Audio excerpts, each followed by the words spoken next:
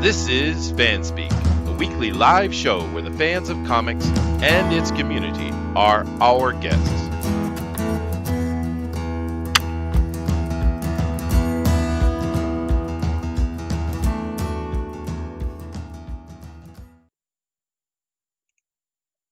Hello, everybody, and welcome to the show. This is FanSpeak for the 10th of June.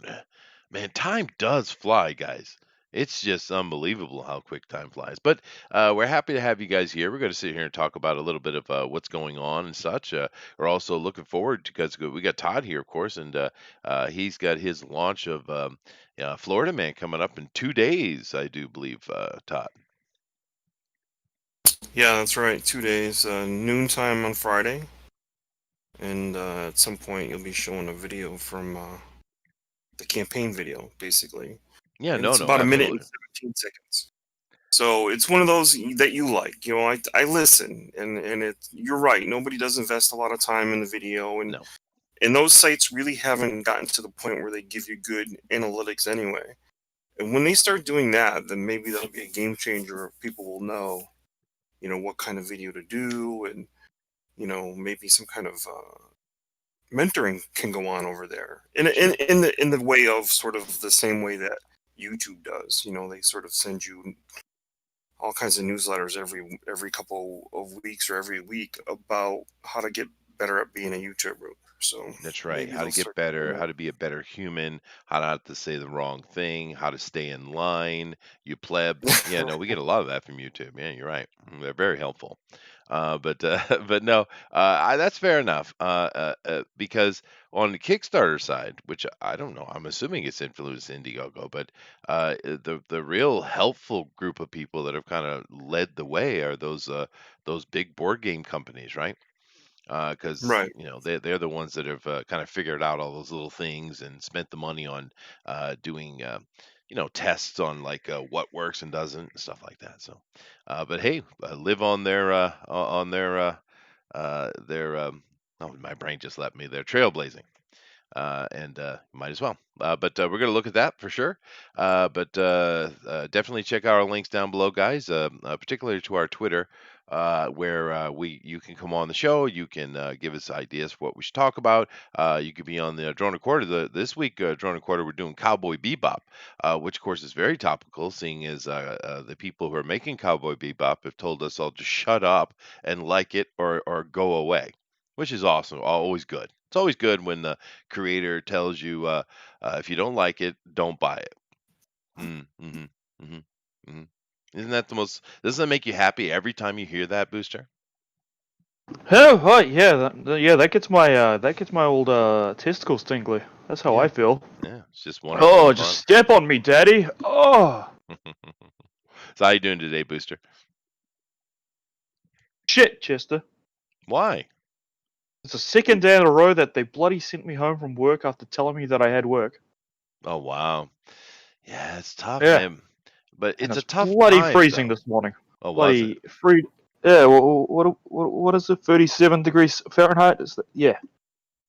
It's Well, it's not. chilly. It's not actually freezing, but okay. Oh, no, actually freezing. Yeah, it was really cold. I didn't like it. I don't want to get out of bed. Okay. But at least we get to have you here. That makes us happy. No? No, maybe not. Okay, fine. Yeah. All right, fine. But of course, we're also joined by Slick Jimmy. How you doing, Slick? Howdy, how you doing? I'm doing okay. I'm way too busy, dude. I mean, it's kind of stupid. But oh well, that's the life I live, I guess. It's better than the alternative. Just sitting around, growing roots out of your ass. So I be don't happy. know, man. I think I would like a little more than 2.5 to 3 hours of free time a day. It would be kind of nice, But Well, you could delegate. Don't you have that? I have one secretary. She's a nice girl. That's all I'll say. But no, who am I going to delegate to? My wife? Goodness gracious. I don't know. I don't know your situation, but Yeah. some trusted right hand lieutenant. I could use one, but then I'd have to pay him. You see, that's the problem. Well, maybe they could maximize your potential earning if you had somebody to help you. No, you're probably right. You're probably right. But no, no, I don't have that. Yeah, All right. yeah. But nevertheless, I'm happy I'm here. Of course, it has come into that time of year here in Japan where it's either you're saying, is it ever going to stop raining, or was there ever such a thing as a sun? You know, it's that time of year. Do you guys have a heavy raining season where you guys are, or is it just I a live little? in Utah in the high desert, so So no. no, you don't. I mean, we can get kind of rainy in New England sometimes. How's the weather over there, Todd? We did have a little bit of spell of rain for a couple days, and now we've had like 3 days of really good weather, really excellent weather, and now it looks Uh-huh. like it's gonna be tomorrow. Hopefully, it's getting hot up there, so it'll burn out all that corona. Oh my god, you know what? It has been so great, so mild. Remember I said we talked about the cooling period and stuff like that? Well, Mhm. there really hasn't been that much humidity.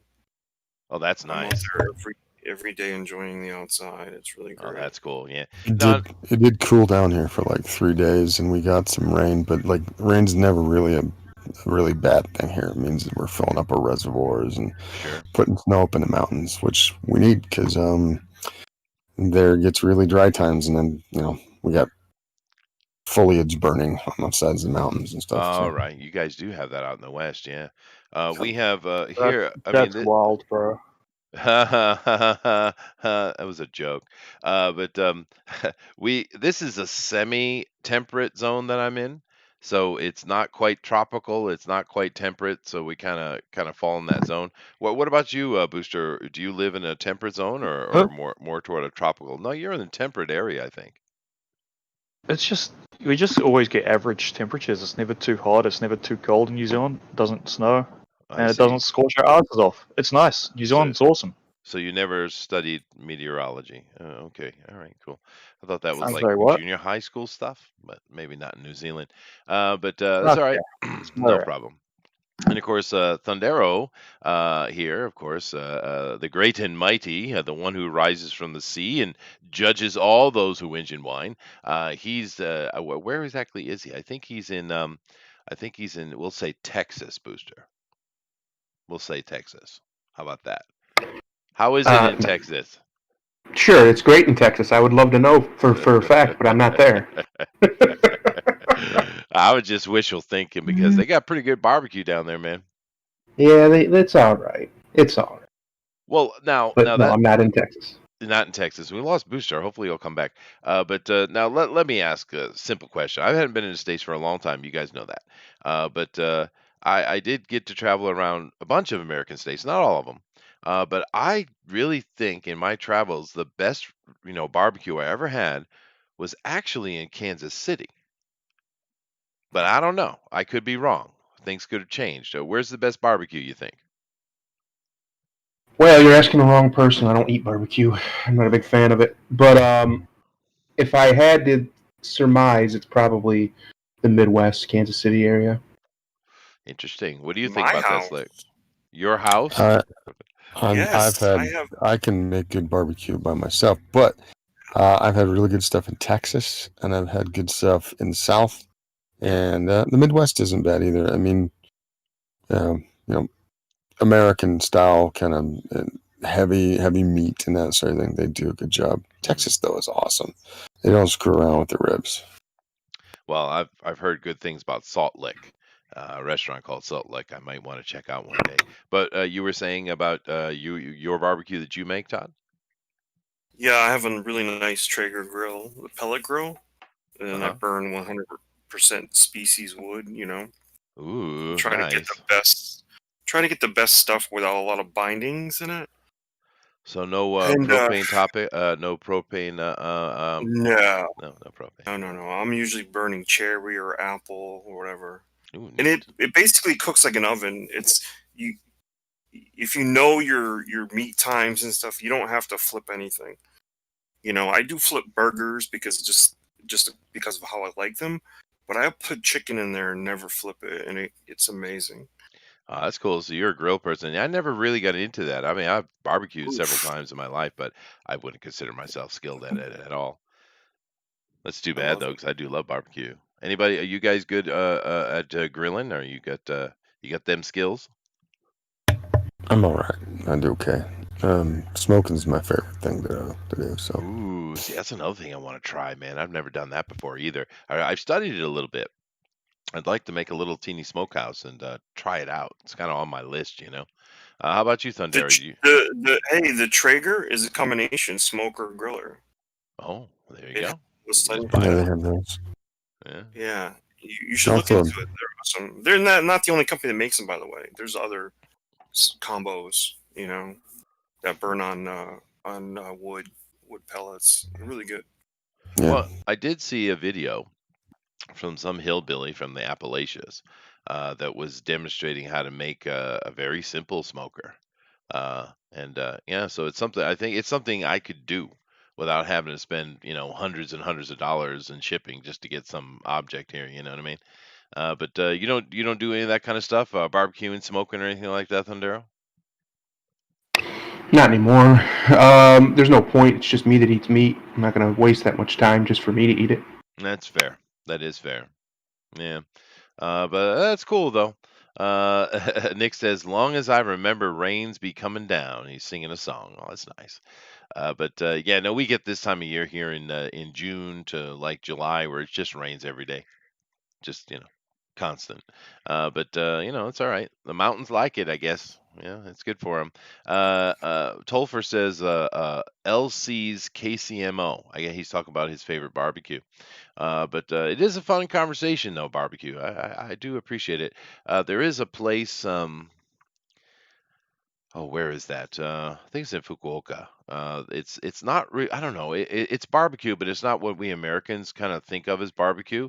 It's churrasco. You ever tried the Brazilian churrasco? yep. Yeah, Tucanos, yeah. and there's another grill up in Salt Lake that does it. And they do like it's like a buffet style. You can just eat yourself into a stupor, Oh and my then they God, have like yes, it's yeah, wonderful. Yeah. and Yeah. they do like kind of exotic meats too. So you're having stuff that you normally wouldn't have. Hmm. Like they'll have ostrich and venison and bison and stuff. If you know where to go, they'll have it posted for you. So we're having this today, Oh, and then that's they'll do cool. really weird stuff like they'll have like an alligator, and they had rattler like a little while ago, and I wasn't really interested in that. I've had rattler before. It's just kind of chewy. Maybe they did it really well. I don't know. I love churrasco though. It is fun. The weird thing about it though, the first place I ever tried it, because when the odd thing about New England, Todd, I don't know, maybe you have a different experience of it, but growing up in New England, we kind of just ate the same food. There wasn't much adventurous things around us at all. It was either Italian food or Chinese food or Italian food. That pretty much those are the No, or choices. or We Irish got a food, which is Brazilian. potatoes.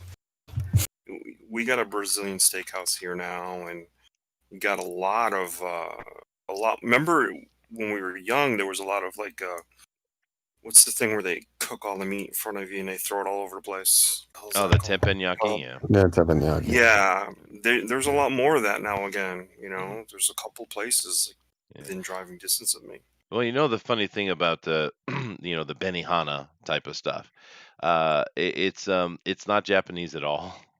I It's bet. kind of like when you go to a Chinese restaurant, it's not actually most of the dishes you have at a Chinese restaurant in America is not actually what they eat in China because they Americanized it for the local population, which makes sense, right? And Right. but the Benihana thing, here you do find teppanyaki grills mainly in like Osaka. It's very popular there. But what they actually cook on it is two things. They cook on like a noodle thing called yakisoba, and they cook a thing called okonomiyaki, which is kind of like an egg cabbage pancake. It's awful. It's as bad as it sounds. That's it. I've never seen anywhere in Japan where they actually chop up meats and shrimps and stuff like that and play around on a grill. It doesn't happen. It's an American thing. Yeah, That's funny. yeah. I do like teppanyaki. Our teppanyaki. I used to go to Tanaka's of Tokyo in Hawaii all the time. It's pretty good. I have a question. Yeah. While I was in Tokyo, I didn't ever have anything but what my cousin kind of took me around, and we ate pretty good. But I never had fish cooked. Like, do they cook fish on a regular, or do they stick to like sashimi and that sort of thing? Oh no, they cook it as well. There's many. I would say I don't know, those Scandinavians do a lot of stuff with fish. But I Yeah. think maybe the Japanese will prepare fish in the largest variety. Maybe. Hmm. Yeah. But yeah, no, they cook it here. Actually, my wife's a pretty solid cook. I mean, she cook anything well enough. But she does have a couple of things she's really, really good at, and one of those is fish. I mean, she cooks fish perfectly every time, and it's like I Well, don't know why. you live in a fishing village. I I would think do, that would just be everybody knows about how to maybe. prepare and do fish. Well, actually, she makes fish better than her mom. Her mom's fish is always a touch dry, not badly, but it is a touch. But hers is perfect. And I can't cook fish like that. And I know fish is one of those things where literally 10 seconds will change it. You know, Yeah. it's that sensitive. I don't know why my wife is good at that, but she is. The sad thing is I'm not really a big fish fan. Oh man, Yeah, how is that possible? You're Scandinavian. I just never been a big fish fan. I mean, I eat it, but it's Mm. I I love love it. flounder. I love fish. There isn't a fish that I haven't found that I don't like, and I like just about every shellfish too. So, Well, um, for me, and I know we're talking about food, guys. We're going to get into talk about other stuff in a minute, but let's be happy for a second. Um, one of one of the problems, I guess, for me here with the fish is mainly it's very it's the super bony fish, and they oh just have the whole thing on the plate, and they just eat it. They don't care. They eat the damn head here, right? yeah, and Polynesians are like that too. Yeah, and I don't like bones, dude. I really don't. Neither I don't either. Yeah, so Yeah, it's like that. I've had carp before, and it's just too much damn work. It tastes good when you're just eating the meat, but like yeah. it's a lot of work. It's kind of like there's several fishes that are like that where they have this hair like ones you can never seem to Yeah, get all of them yeah, out. you can't get them all out. Yeah, so that's probably my main thing. But nevertheless, it doesn't change the fact that she is an excellent fish cooker. Gordon Ramsay would be proud. Yeah. It's too bad I don't love it, right? Because we'd probably eat it every day. Actually, tell me about what your I'm assuming you're in your houses, your wives cook. It's not, maybe it's not. But one thing my wife always said I thought was strange because when I was a kid. Monday was like this food day. Tuesday was this food day, and et cetera, et cetera. We had kind of the same thing week after week after week, right? There wasn't any variety, and it was all put on the table, and everyone ate the same thing. My wife never cooked like that. She, with 4 people in the house, she would literally cook for each person every night. So on the table, there would be a variety of different foods that weren't for everyone, and she would set them in front of the people who liked it the best. And although we did the kind of sharing out of the center type of dining, it was she'd always cooked individual like that. And I always said to her, "Isn't that kind of wasting? Why don't you just make one thing?" Well, Set likes this, and she going on and on. And good enough. She could do whatever she likes, but that's how she cooked. How about Utah? Do you guys do like that, or do you have everyone eats the same thing? I only cook for me and my wife. My daughter, who hasn't figured out how great meat is, um, my wife will cook for her after. But I do 90% of the cooking. There's a few things that my wife cooks, does like chili and different things, and I ask for them once in a while. You know, so yeah, I do 90% of all the cooking. Oh, I that's will not cook interesting. 2 things. If I grill, I'll cook 2 meats. Right, my wife doesn't like certain things. Won't cook two things at the same time. So you That's guys don't sit down as a family and eat at the table together? We do, um, but it's just like me outside grilling and my wife making whatever my daughter's gonna eat. Oh, I see. I Because see. Yeah. I haven't straightened my daughter out yet. She'll Ah, I get see. there. Yeah, it'll work out. How old is she now? She's 8. All Oh the yeah, things yeah. she ate when she was 1, 2, 3, and 4, all of a sudden stopped somewhere along the way, and it was like all carbohydrates, Oh wow, yeah. spaghettis, and this is ridiculous. Well, I mean, she'll get better as she gets a little older and her taste buds start changing. But you have another problem, though. You have an 8-year-old being raised in the American education system. That would terrify the hell out of me, dude. I pay for schooling, so it's faith-based. Oh, well, okay, then School. that's better. That's good. I'm glad you could do that. Well, at her age, yes, it's better. There'll be a point where there might be some things where we have trouble with, but right now it is better. Yeah. Well, I mean, I left my kids had a little bit of elementary study in America because I wanted to have the experience for that. And in a good American school, it's some of the best education in the world, right? But even Mhm. at that time, I was going to leave anyway. It didn't really matter.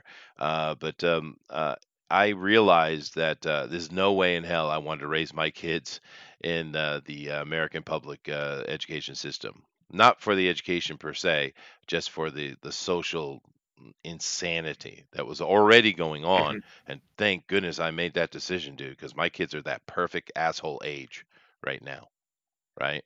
And You know what we always say about the Catholic girls back in high oh no, school. I've enjoyed several Catholic girls when I was a young boy. Yes, I know all about them.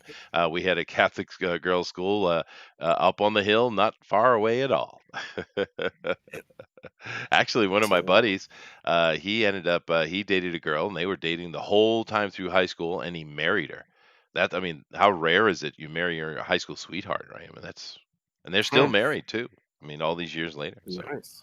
yeah, but it's rare, right? I mean, did you marry your high Oh, school very. sweetheart? Oh no. Yeah. Although I wish I had, but I didn't. Really? I'm happy I didn't. How about you, Slick?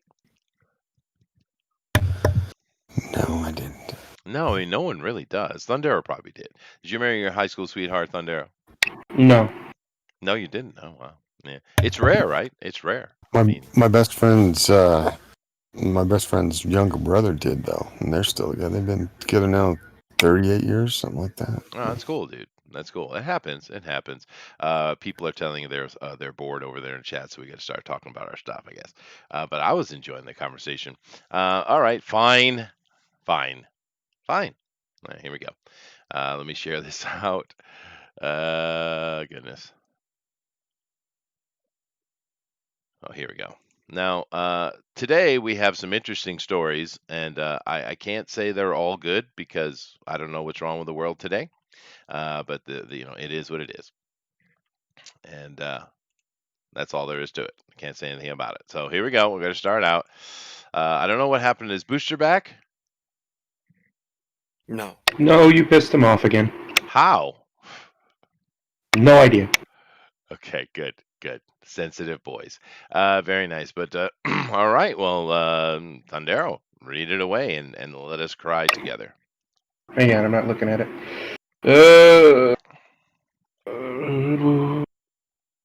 Oh yeah, I saw this. Bruce Campbell seemingly confirms new Evil Dead movie will feature female protagonist. Good, and no one will see it. Yeah, perfect.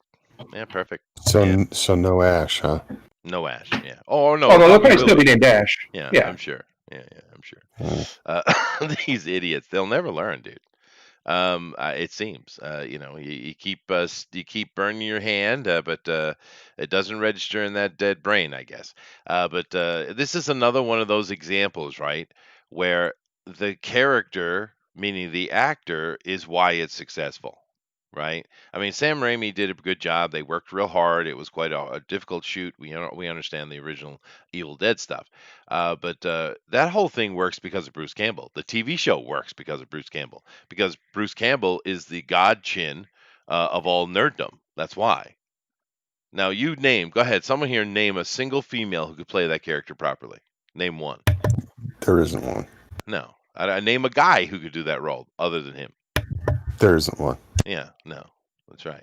Yeah, and they already did Bruce, that. didn't Bruce they? Campbell is an unsung hero of American pop culture. Yeah, But they already did the female protagonist, didn't they? Wasn't that remake of the Evil Dead, which wasn't good? Wasn't the lead a female? I mean, I'm pretty sure. I think And that went under my radar apparently because it probably didn't even. I didn't really give a shit. Well, no, because it was dark and gritty and realistic, and it's like, did you not get the comedy of it? Did you miss that somehow? Because I mean, Evil Dead is a comedy horror, right?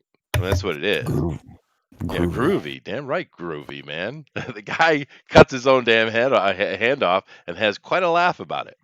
Uh, I don't know. Oh God, Todd, help me. Yeah, this will be. I have a feeling this one will eventually come out. I don't think this one will actually fly. It's already taken so much crap on social media, Yeah. and I think it'll be one of those things. They go, well, maybe that wasn't a good idea.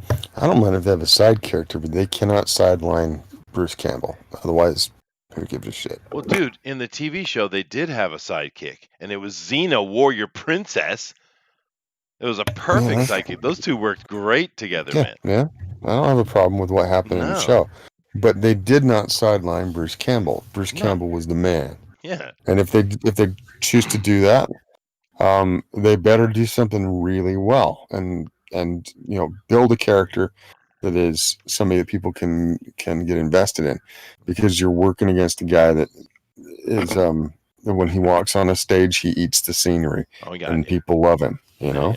Yeah. No, I 100%. Yeah. I mean, and in the TV show, he was perfectly bumbling and thick in the right proportions, right, as he should be.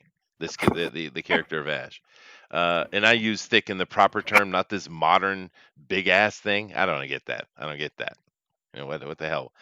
Well, anyway, fat girls ride for free, I guess. But yeah, I don't know, dude.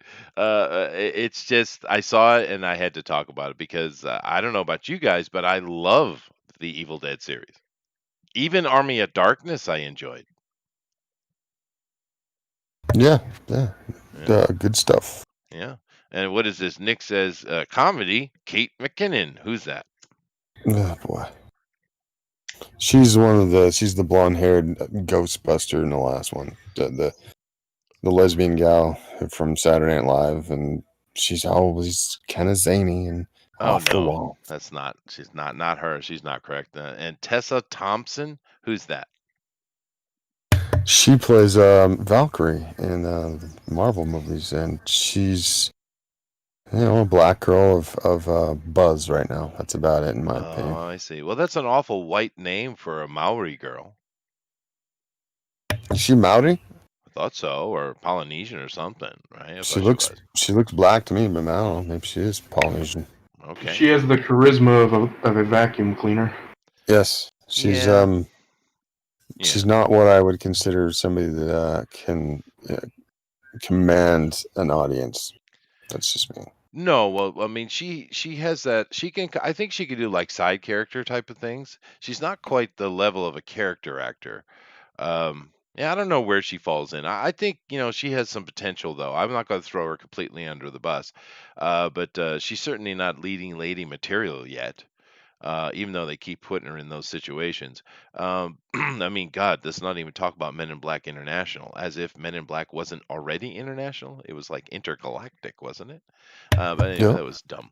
But no, she was. Oh my God, dude, that movie was bad. And Chris Hemsworth, who usually is passable in everything he does, he really sucked in that movie. I mean, how could you get that so wrong? Oh, don't even get me on that. Jesus. It was not a well-constructed nor acted movie. Everything was phoned in. It's just, they're trying to tick too many boxes and didn't remember that this is all about the comedy, all about the adventure. They missed the mark, and that's that. And it showed in how well it did. Yeah.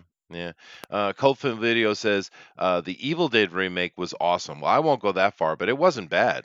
It wasn't bad at all. It was a bit too serious, though. They completely cut the comedy out of it, which is an important element of the Evil Dead. But as far as a grim, dark, serious horror movie, it was well shot. It was well, cinematography was good. The directing was solid. I'm not going to take that away from it. And also, Naked Gun was based on a police squad, which I believe was based on a TV series Leslie Nielsen did. Well, actually, Naked Gun was, well, the Naked Gun was supposed to be called Police Squad. But they ended up going because there was so many other police things going on, police academy and other such, that they decided to change the name and they went with Naked Gun. But the series only had 4 or 5 episodes, Police Squad, and it got canceled, even though it was quite funny. But it is a comedy though. But yeah, no, Leslie Nielsen's badass. So is he dead yet? Yeah, he's gone. Oh, that's sad. He was funny, man. It's funny because the majority. Funny. It's interesting because the majority of his career, he was a very serious actor, and a good No, one. he was very capable. Yeah. He's a very capable actor, and back in like the 50s and the 60s, that's all he did was dramatic acting. The funny stuff didn't come till like in the late 70s, early 80s. I mean, late middle of the 80s, and moved up into the 90s. Yeah, he's and then he kind of found a niche there. Everybody found that he was hysterical. But before that, yeah, you just see in a lot of these series, he never really was a film actor too much, not like a leading man sort of guy, but he did a lot of television. Yeah, So, no, Leslie Nielsen's awesome, dude. Love him. yeah. Colfin Video says so it sounds like they're remaking the original Police Squad TV series. I'm not sure. We did talk about the remake of the Naked Gun and the fact that it's not going to be a comedy at all. So we were all like, well, then why bother? But once again, it's the same thing with Ash. Leslie Nielsen made that. If you don't have Leslie Nielsen, then why are you making it at all? I mean, there's many examples of this where the actor is the reason why it was successful, and remaking it is dumb, right? I mean, Leslie Nielsen's a perfect example of his Naked Gun. Although, do keep in mind, in the Naked Gun, O.J. Simpson was a bumbling fool who got injured a lot. Yeah, he was the kind of got drugged behind cars and shot multiple times, blown up. That was him. Actually, that movie, Naked Gun, is one of my wife's favorite, and we watched it several times because she likes it so much. And that scene where he's rolling down the arena stairs and he hits the end and gets launched out onto the field, she just busts a gut every time she sees that. It's funny for me just watching her laugh at it, right? Hits her funny bone. Huh? She loved it, dude. Yeah. He deserves an Oscar for Naked Gun. Comedy gets no love. Naked Gun might well be the quintessential example of a slapstick movie. I don't know that there's a better one. I know they're the same guys that made that. They made the Airplane series. They made like Top Secret, and I don't know if they made Hot Shots, but those are all pretty funny. But they're a certain style of spoof that they tried to do, like with the Wayans brothers tried to do that, and personally, they never spoke to me at all. Whereas I can still laugh at like both of the Airplane movies, and I love Top Secret. It's Val Kilmer's kind of introduction to things. And it is the silliest fucking movie, but it is very funny. No, definitely. And of course, it makes sense, Cult Film Video, because Ash is nowhere near as over the top as Leslie Nielsen stuff, but there's a lot of that kind of slapsticky parody thinking in the Evil Dead stuff, especially the second one. Evil Dead 2 is a freaking perfect movie, dude. I love that flick. It's just a character study, really. It's just him, mainly. But anyway, let's move on. But this is dumb. It's just dumb, stupid. Let's move on. Oh, here we go. Go ahead, Slick. You read this one. XMen, 10 mutants that activate their powers early. Oh, okay. So I thought this was an interesting thing because I don't know about you guys, but I played the Marvel superheroes role playing game quite a bit when I was in high school and junior high. I think we started, but played it a lot. And of course, in all, I have all those encyclopedias with all the write ups and everything like that. And it's quite clear amongst the mutants that around puberty they pop, right? That's kind of like the trigger. Puberty is the trigger for them to gain their powers. So I thought this was a very interesting title because don't they all activate their powers early? No, I mean, are there examples of the? I mean, like Power Pack and some of those Yeah, were but are they younger. mutants though? I don't think they're mutants. I think they were created by an accident by their sciency dad, right? Well, I mean, the child of Reed Richards and Oh, right. But I mean, he's once he's a again, he's not a mutant. mutant either. He's I a thought he was a mutant. well, he's an altered human, I think, technically, as far as the mechanics of the mechanics of what Marvel decided to put down as the rules for their universe, the cosmology. But anyway, let's take a look at it here.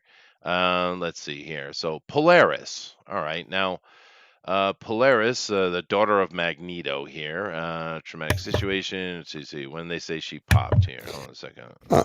I have to deal with something. I'll be All right, back in no a minute. problem. Um, They don't really give us an age here, I think.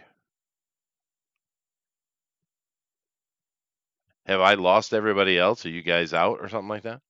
No, I'm here. Oh, I'm okay. here. Huh. Yeah, they don't really mention it, but she's on an airplane. But okay, all right, fine. But what do you guys think about the Polaris character? Did you like her? Nah, not really. I don't dislike her. I just neutral. She's Yeah. not really had a memorable No. moment. She's Yeah. kind of that I a can plot point to. filler, isn't she? Seems like it. They Jamie, tried. go ahead. Go ahead. No, go ahead. I think they tried to push her towards being like a female Magneto. I mean, granted, she has a similar power, but and she was a bad person for a while. But it just seemed like it didn't go off well. I don't know. Yeah, no, I think she's not. We know her name, but she never really found her own feet, I think. Now, Jamie Madrox. Now, um, I might be wrong on this, but this is not Box, right? No, Okay, all right, he's good. the multiple man. This is the He's multiple the guy man. who Yeah, can right. create different versions or copycats of himself, basically. Yeah. And when did they decide to put an M tattoo on his face? When did they do that? No, that's usually something that you're from the future. So I don't know. That usually indicates that you're in a different timeline. Actually, that's the same timeline that Bishop came from.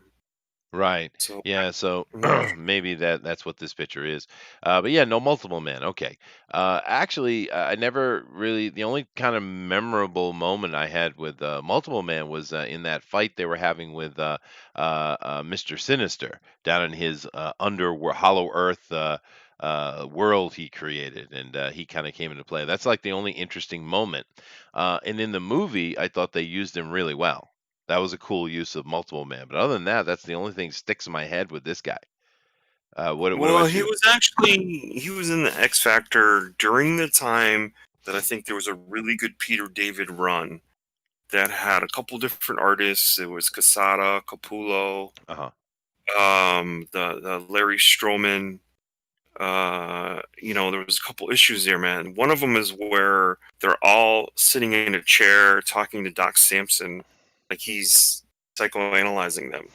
That's one of my favorite issues. So he was part of that team in that era. So there's some good stuff there, but nothing that catapults his character to being any forefront of anything. I don't know.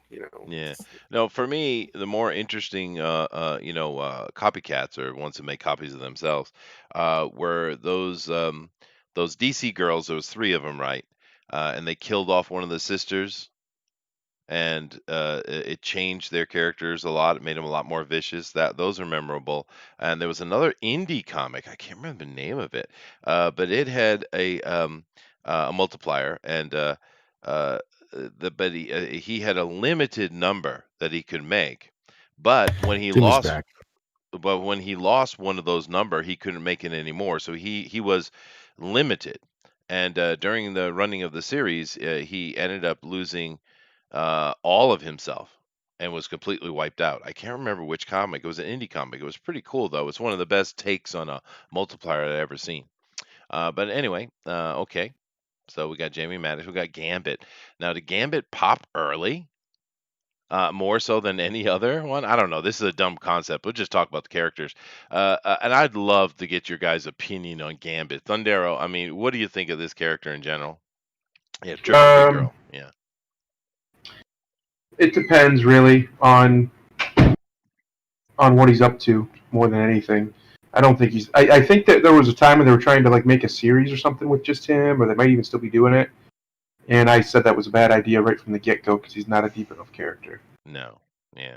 He genuinely seems like he was just added in to be, like basically like a love interest for differing females and such. Yeah, pretty boy. But Yeah. I never liked him in the comics, and then when they put him in the '80s animated series, I grew to hate him. I hate Gambit. I can't stand this character. I've never liked it, and I'm sure there's people screaming at me now, but I don't care. I don't like this character. I've never liked him. What do you think, Slick? And then, truthfully, he's been okay in some books, but I mean, most of the time it's just like, I'm not like invested in him. So I guess it's an apathetic, a meh, Yeah, I mean, whatever. If he's there, he's there. I like Nightcrawler much better. I Oh think my his God, yeah. story is way better. So And he has a story. Yeah. Yeah. Nightcrawler is way better, dude. And I felt they wasted it. I think there was a lot of stuff they could have done with his character. They just didn't go that way because they locked themselves into a corner with the way they developed him. Right. There's a lot you can do with his his power set and where he went. He's kind of a roguish, a rake kind of guy. Sure. There's a lot to play with. It's just that what's been done in the past, I don't really feel a lot of affinity for what I've seen, and he just seems, like you said, he's a little bit one-dimensional in the sense that he's a Southerner or whatever, and kind of Cajun fella. And anybody knows Cajuns, there's so much you could delve into the lore and have him be like there could be a whole voodoo aspect to him that he's had to deal with that, down the bayous. But nah, none of that shit has ever come up. No, and to be fair, I actually worked in New Orleans for a year with my saxophone and stuff, playing on the streets and in the clubs and such. And Cajun people are actually very nice people. He's a dickhead, right? Yeah, I when I've been down there, then the 3 times I've been to Louisiana, New Orleans, and Baton Rouge, some of the friendliest people I've ever met. The contrast to these French, they come from the French, to the Quebecois it's just weird because they're so friendly. Well, the Quebecois need to be nuked from space. I mean, but you see what I'm saying? And they do come from like the same sort of roots as when Louisiana was a much larger parcel, and there was empire ambitions by France, and there was some movement between the two groups, and one turned out really friendly and a lot of fun to hang out with, and strangely they get along around there with the Creole and also with the straight black people pretty much better than most of the white people up the trace. Yeah, no, the Cajuns are really sweet people, actually. The Creole are too, to be fair. But no, the Quebecois, you got to understand where they're coming from, though. Basically, they were a bunch of people that were sent over to make money in the fur trade and various other things from France. It just kind of opened it up to that, and that's where it went to. And they caused a lot of trouble because they're a bunch of criminals, is really what they were. And they had no women, and they were kind of complaining about it. So Louis went and literally collected all the prostitutes from around Paris and sent them over there to be wives. Right? That's literally happened. Right? To wonder, and of course, if you know anything about working in the sex industry, as I do, they're crazy bitches. right? Now, whereas New Orleans, its French connection were a lot of rich people and middle class people coming over to build up a colony for the French, right?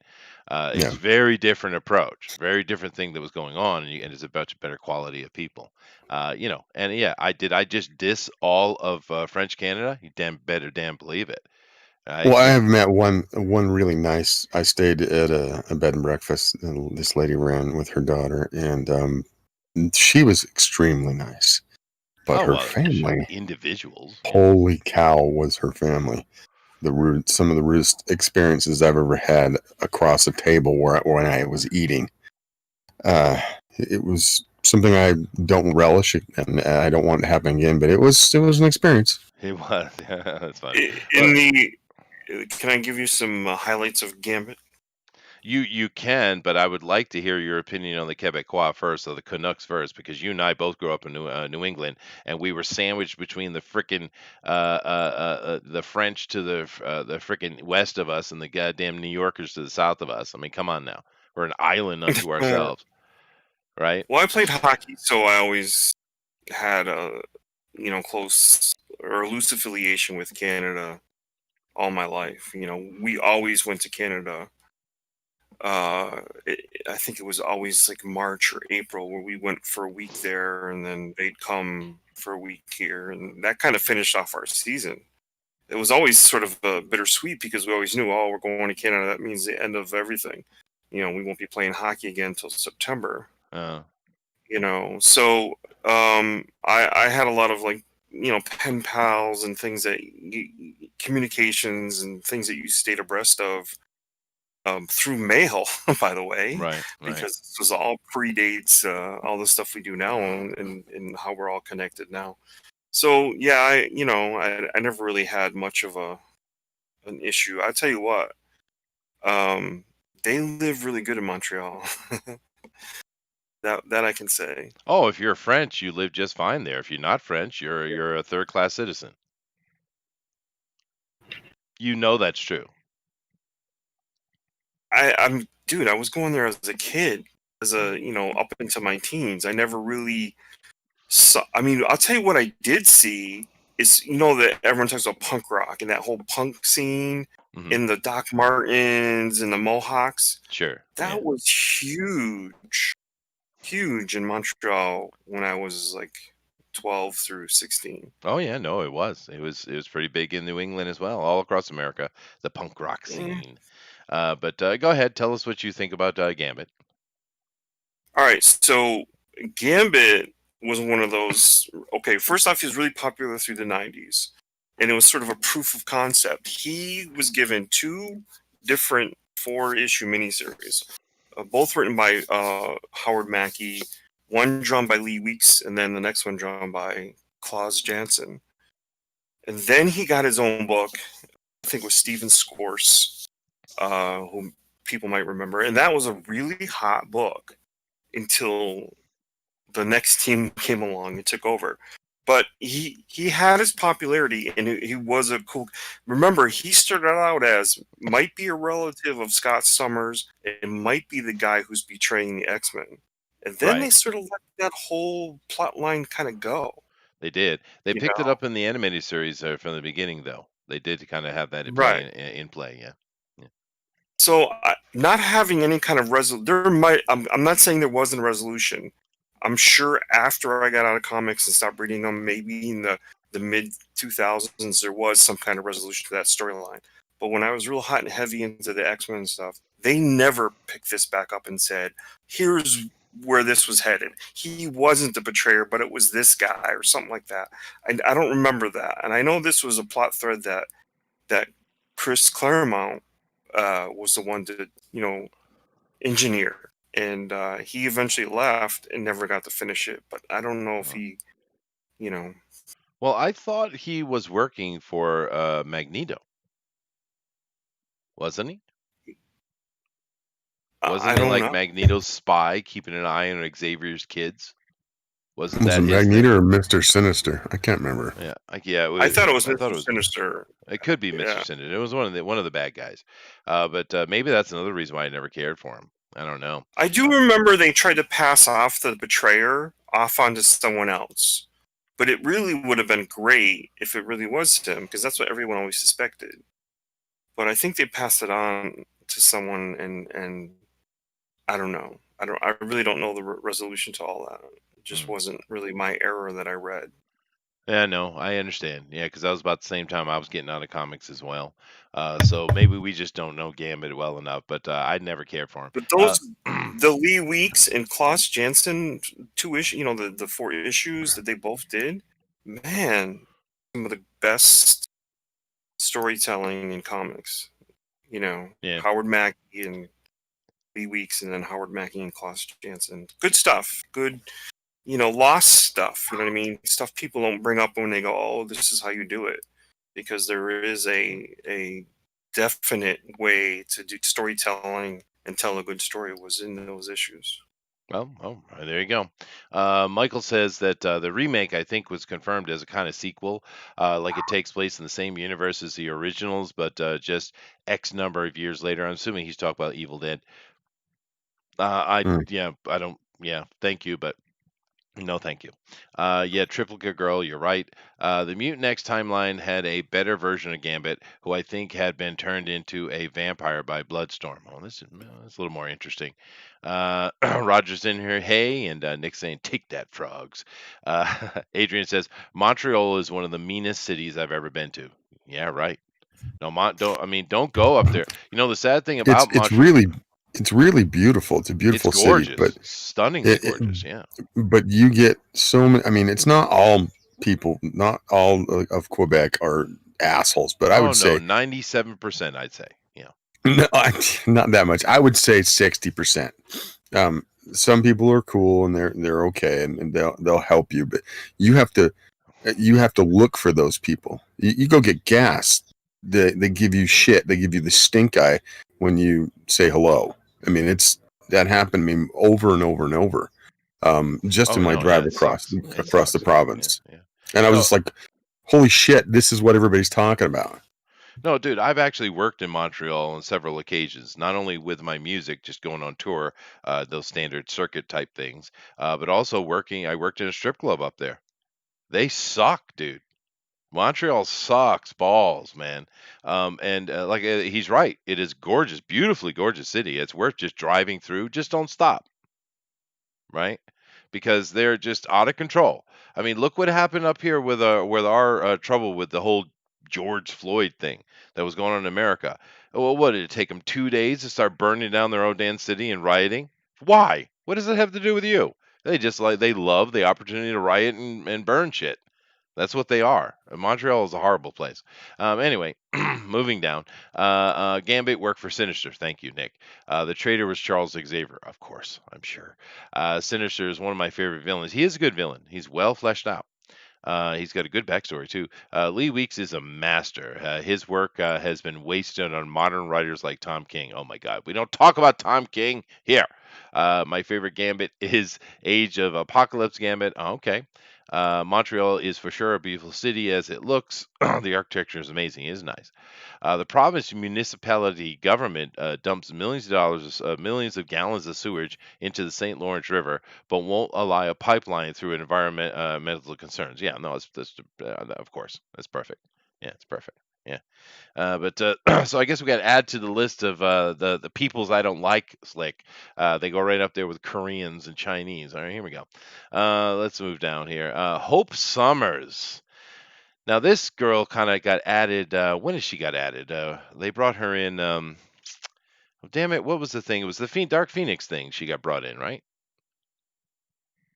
I believe so. I believe so. Yeah. I'm not gonna. Don't quote me on that. Well, this girl, I never really cared for or had any opinion on. I think I really wasn't in comics when she became a thing. She came later. She was in the Dark Phoenix thing. I remember that. But didn't she get hooked up with Cable or something? Wasn't Cable like her adopted dad or something like that? Anybody? Something. Messiah Complex, I think. All right, cool. Thank you. I do remember her in the Dark Phoenix, though. I'm pretty sure she was in the Dark Phoenix. But Messiah Complex is maybe where she came in, which that's after the Dark Phoenix thing, though, isn't it? Nope, she was brought in Messiah Complex. Okay, well, thank you. Which is why I don't know much about her. So, chat, tell us, is she a good character?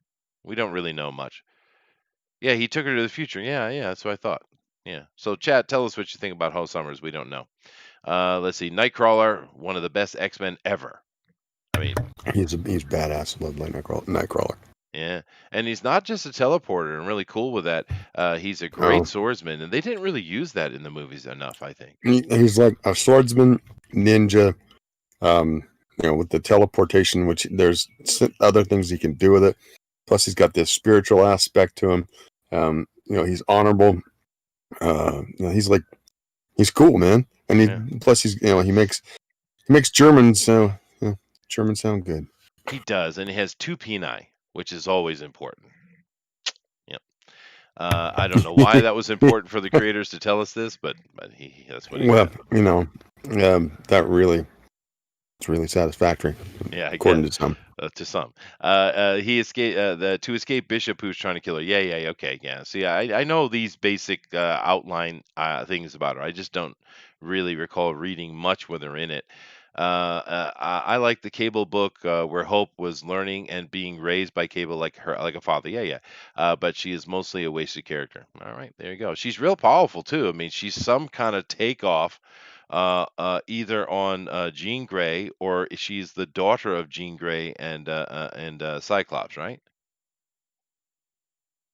Something like that. Yeah, I don't remember. Cable, Cable, Thundero. Give us your opinion on Cable, dude. Cable is a massively underrated character. That's interesting. That's my opinion on Cable. I like Cable a lot. Back in the 90s, I loved him. I really had a lot of affinity for him then. I mean, again, the ridiculousness of the guns from the time, but especially him. The fact that he was a little bit older was kind of interesting to me, even though I was a younger guy. His no nonsense way of doing things, and the mystery about him at the first, I really liked him. He really was engaging. Now, you may have opinions may vary, but as time's gone along, I don't know. It's gotten a little wonky, but. Well, I think for a lot of the younger guys, Cable is really popular. Adrian says it's his favorite X-Men. I think Todd and I are in the same problem. We both got out of comics about the same time because we were doing stuff, right? So I don't think he and I know Cable well enough to really have an opinion. What do you think, Todd? No, I wouldn't say that. I think I was really. You're really distant. We can barely hear you. Oh, I was. Can you hear me better now? No. No? Huh, I wonder why. That's weird. Hmm. Like, kick the mic. I'm hearing him all right. He's clipping a little bit on the Enzo. Oh, I see. So. Okay, go ahead. I'm familiar with Cable. I just, I had a love-hate relationship with the whole idea of huge guns and pouches. Yeah, the Liefeld era. Yeah, it's just one of those things. But the character has been fleshed out way more than original, because he kind of shows up from the future, right? He's their kid, but he's come back. So it's gotten to the point where he became a cool character in my mind, but I don't know if he's one of those characters that could support a movie on his own. But that's neither here nor there, Yeah, and I think that's just because of you and I, the fact that we didn't grow up with him, as it were. I've learned a lot more about him after the fact, right? His powers, the fact that he's holding in this disease, the whole his clone Strife, I think it's called, and it's actually is a really well developed character. It is well developed. If they did it right, I definitely see a Cable movie. If they did it right, if they didn't, spend too much time pandering to other things and just told his story, because there's a lot to tell. Sure. Yeah. Yeah, because of him just surviving in the future, and I mean, it is a super developed character that I think there's something to say with it, and I would appreciate a movie, to be honest with you, or a series, because I would get to know the character better. Yeah, so cool. All right. Well, all right. Let's come down. Jean Grey. Once again, this whole thing's that they got their powers early. All mutants get their power early, so I don't understand the concept. But just talking about the character, Jean Grey, the most abused mutant in the history of ever, I think. Is that fair enough? Especially these days, the damn progressives got a hold of her and they ruined her. I mean, this sweet, sweet girl. That was her character. She was super nice, right? And they turned her into this nasty, mean, well, bitch. So Yep. much so that she made Bobby Drake gay. Now that's a villainous action, I think, right? So I mean, why? It's horrible what they've done to her, dude. It's disgusting. There's so much that they could have done with in a way, like Bruce Banner and the Hulk, like the juxtaposition of her and Phoenix, and that would have been a lot cooler over the years. They have done a little bit of it, but now she's just like you said. Generally speaking, I don't care for her character as it's been realized in the last few years, in the last decade, pretty much. Well, the chat is saying she's overused and stuff like that, but you got to understand from our point of view. She came in, she was really nice. She was always trying to, let's be nice guys, let's peace guys. She was that kind of character. With the Dark Phoenix, she got a little overpowered, but then she died, and she was gone forever for a long time. It was one of these characters I thought that they were never going to bring back, which is weird for comic books to say that, right? And then they brought her back, and they've just beat the hell out of her since she's been back.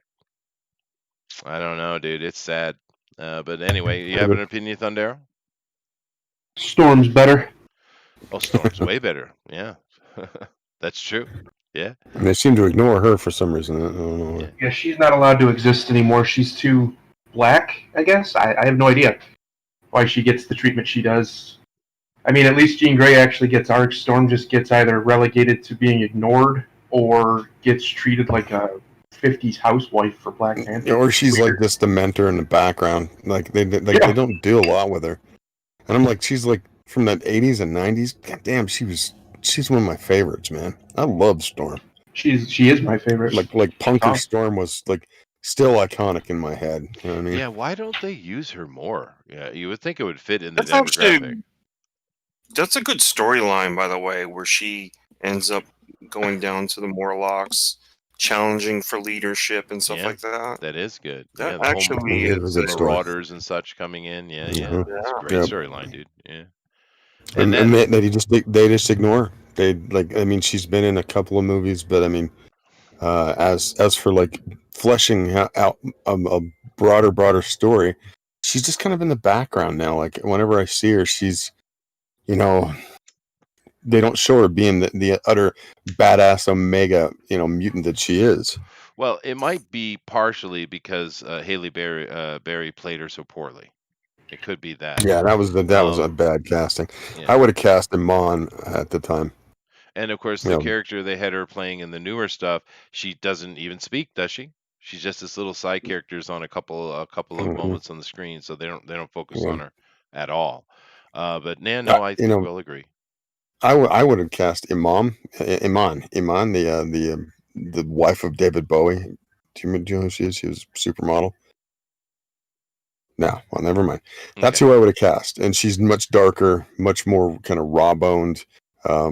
She would have been really cool. Plus, she's very beautiful. And now the time has passed, but that's who I would look for. I would look for somebody who looks far more black. Like she's from Africa. She's an African. The Americans aren't Africans. They're not. Right. They're mainly European in their genetic makeup. But don't tell them that; they'll get upset. But no, she's supposed to be an actual African. But to be fair, the artist always drew her like an American black, though. They always did. Well, and that's fine. I mean, I know she has white hair and glowing blue eyes and that sort of thing. Mm-hmm. However, she's a goddess of weather. Right. Right. Yeah, she's the goddess of weather from her area of Africa. Yeah. and they never have ever portrayed her in other media like that, to where, you know, when she comes in, it's the same thing as like when Magneto shows up. These are contemporary in their powers, you know, Oh yeah, sets. that's true. I don't remember if it was in a comic book or it was in an animated series, but I remember a throwdown between Storm and Emma Frost. That was pretty cool. Yeah, that was a good fight. Yeah, Yeah. yeah, and Emma's she's no slouch either, for crying out loud. So Michael says, for future movies, the lady from Us and Little Monsters would be cool. Yeah, no, maybe. Yeah, yeah, that's not bad. DeWolf says, you want character development, have them grow old. Yeah, I've said that before. I get yelled at when I say that, DeWolf. I'm not supposed to say that, I guess. Emma is better. I don't know. I think I like That's not a Storm bad better than idea. Emma. Yeah. I like the idea of them growing old, or have, you know, Captain America they've tried to age him up before, but then they, you know, rejuvenate him and that sort of thing. But again, like I like the idea of like Peter Parker growing older, and Sure. you know, the fact that they took away his family, the possibility of his family, until they like did an alternate timeline. Oh, it was dumb. That Pissed it's people always off. bothered me. Yeah, like and no one I liked it. wanted him to grow up, and Yeah. you know, one more day it will stick in my craw off, probably forever. Yeah, no, it pissed a lot of people off. I mean, one of my favorite Peter Parker, and I love Spider-Man, right? But one of my favorite ones was he had lost his leg in a fight with Goblin, I think, and he was retired with Mary Jane, married, and the whole comic was about Mayday Parker, the daughter, Yeah, and yeah. it was great. I loved it. Yeah. I But mean, there's a lot that they could do if people had the courage to attempt to do adult storylines, but they don't. I mean, they say these are for kids. Well, I mean, I was a kid reading, you know, the storyline where what's her name? Gwen Stacy dies, oh yeah, and what that did was enrich his character. oh yeah. He knew the consequences now even further after Uncle Ben. He knew that he couldn't always save everyone, and it made him, you know, there was far more pathos after that happened in his storylines. No, absolutely. You know, anybody else have anything to add about that? Yeah, we're off in the weeds now. No, Away from no, we're mutants. not. We're talking comics. It's good.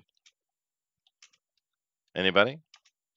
No, I don't have anything to add.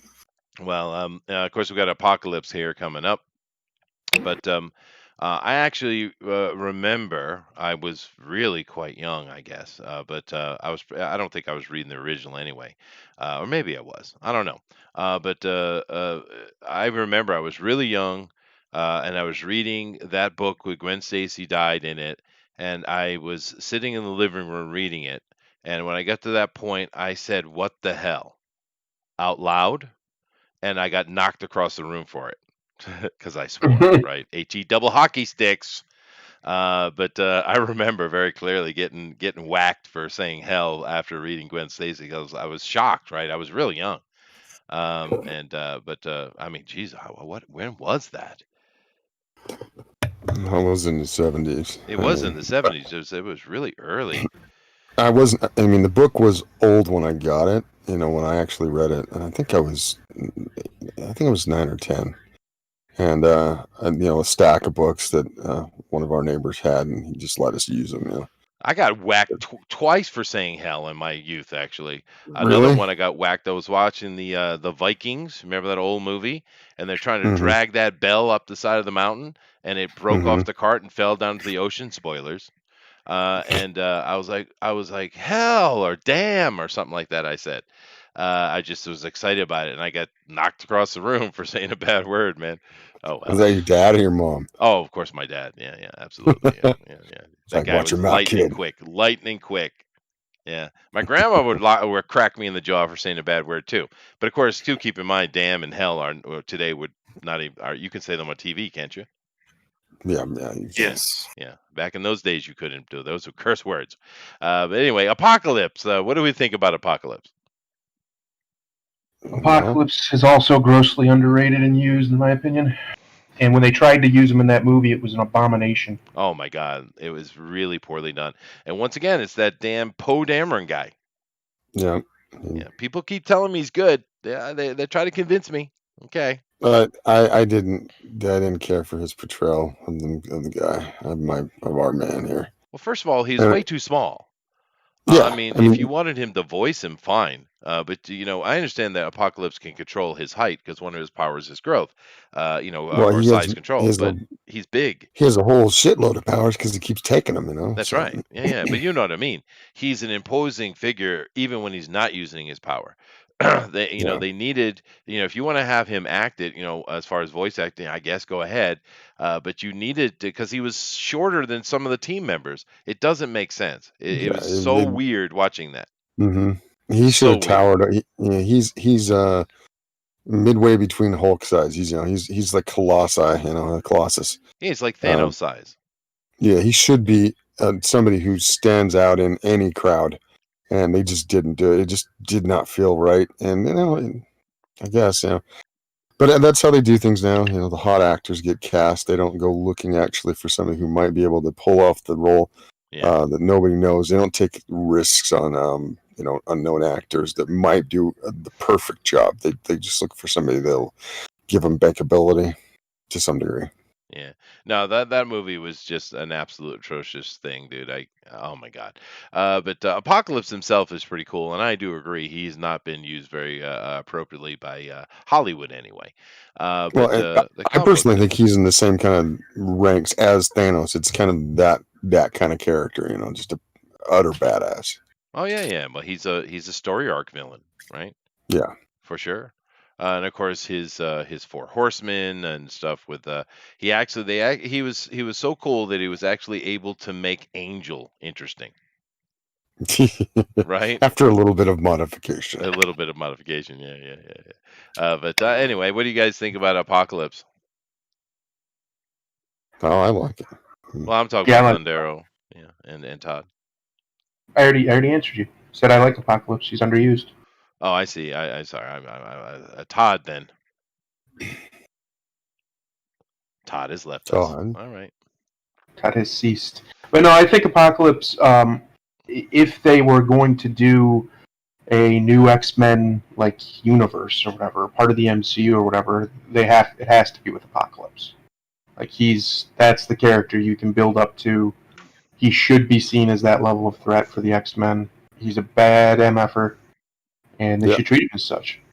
Yeah, but it should be done subtly. Right? Yes. Well, Thanos was done pretty subtly at first. Well, no, I don't mean like that. I didn't mean that kind of subtle. I meant subtle onto the universe itself. Because if it's a world-bending thing, and the Avengers don't show up, well, there's a serious question on why. Well, I mean, if they were gonna do him, like how they did Thanos, they kept him in the background or just mentions. I think that he should be more of a Spectre, that they lay Easter eggs throughout a series of films that involve the mutants and the X-Men and all their different other groups that are within their kind of corner of the Marvel universe, and then behind it all this stuff, even behind Magneto, would be Apocalypse or Mr. Sinister would probably. Well, Mr. Sinister should be like his right-hand man, in my opinion. Because he's Apocalypse. Because I don't think, that's what I would have. Is he's, and then you have his four horsemen, or like the people who do his bidding throughout time until you build this mythos, and then eventually his reveal would be much more powerful, and then you have him throw down because he's got all these powers that they would take the combined forces of the X-Men and maybe some of the other groups to maybe deal with him, just him alone. Forget about his horsemen. Well, you could do, since they didn't really do it with Thanos. I mean, that people were just kind of there. His group, I can't remember what they're called off the top of my head, but they're just kind of there. You could have whole movies dedicated to each individual horseman.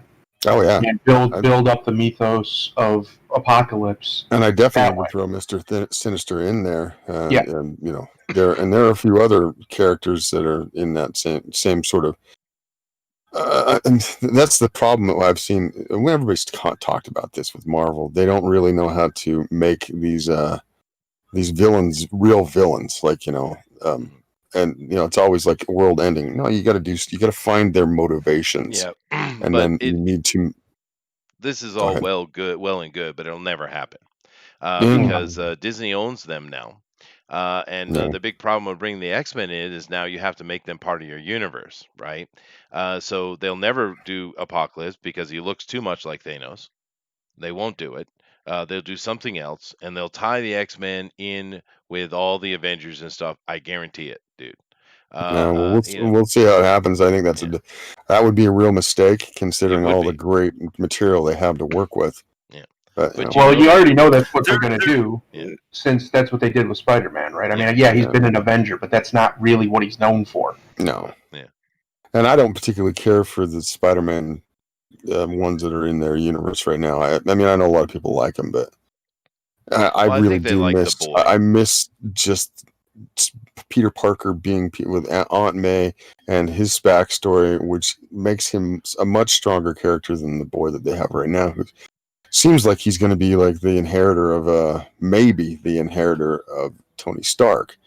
And I'm just like, no, that shouldn't be what he's doing. But that's What, just they're gonna me, and turn I'm him an into old man. a mean black girl?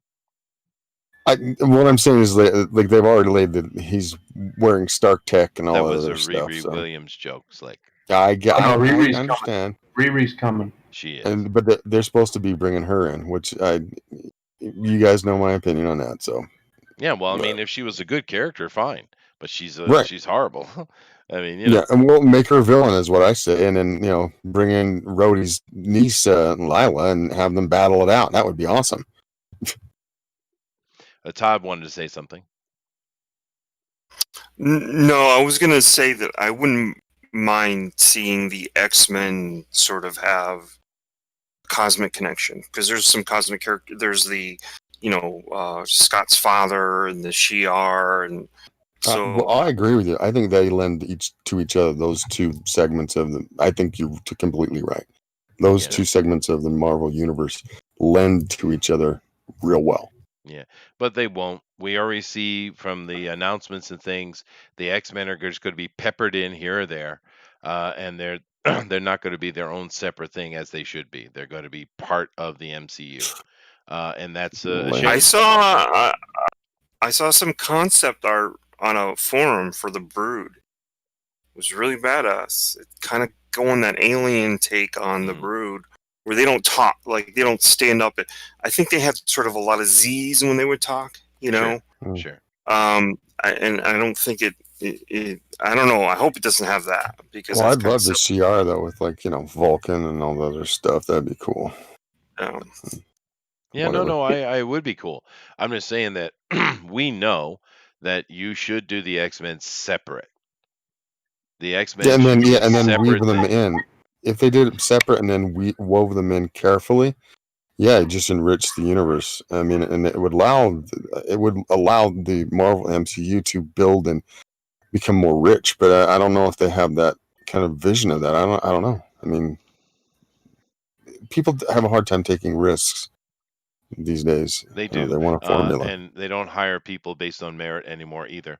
DeWolf says X-Men will be Hogwarts of MCU. Yeah, maybe, dude. Maybe. He's Maybe. pretty. That sounds pretty right, I think. Yeah. Anyway, moving on. I'm actually enjoying just talking about the characters because I have some of the other news I have is certainly not happy. Okay. The man, the myth, the legend, Logan. So I'm assuming it's like, yes, we love him and we can move on. Mm-hmm. Yep. Yeah. Okay. Cool. Oh yeah. Yeah, in fact, he's probably him and the Punisher are my largest runs of any comic. So I mean, he's one of the guys that spoke to me. Oh, Spider-Man too. He gets a lot of flack because he's so popular, but he's popular for a reason. Yeah, not just because he's cool, but he's literally the best character in X-Men. He's the best. But Now, he's we're not my not going to favorite see him for a very long time. They're going to run which with makes me X-23. very, We're not going to see him. very sad. It makes me very sad. Yeah. Because he's my favorite, one of my very favorites. I don't particularly care for this outfit he's got on right here, but one of my favorites. Well, isn't this an Ethan? Isn't this the Ethan version, Todd? No, that's McFarlane. Oh, okay. Yeah, I'm not feeling Amazing those Spider-Man. shoulder whatever those are, pauldrons, whatever. Hot take: Hugh Jackman sucks as Logan. Okay, you can have that hot take if you like. Well, he's 6'2". He's not really on model, but he did a good job, in my He did opinion. a great job. Logan is the best superhero movie ever made. Yeah, it's awesome. He's 6'2" because in a movie, you're not going to get away with having a character like him be short. It's just not going to work. I still would have looked for somebody that maybe could have pulled off, because I mean, there are a lot of short actors that you can get them bulked up a little bit and they will look good. You know, It should have been Danny DeVito. That's the end of it. Yeah. there was this talk at the time that it would be that Glenn Danzig would have been the guy they tapped, and I was like, he looked like him. I'll tell you that. Yeah. Let's see here. What was I reading? Oh yeah. Duels. This is a good point. You want risk? Let's see the Great Lakes Avengers. I'd love to see the Great Lake Avengers do that. That'd be cool. I'd be down with that. Yeah. Or West Coast. That would be a lot of fun. Just have it be fun and a little bit more lighter than some of the things that we've had. So I think it would be cool. Hey Ninja, how you doing, dude? Hugh would be a better Sabretooth, but I'm not mad.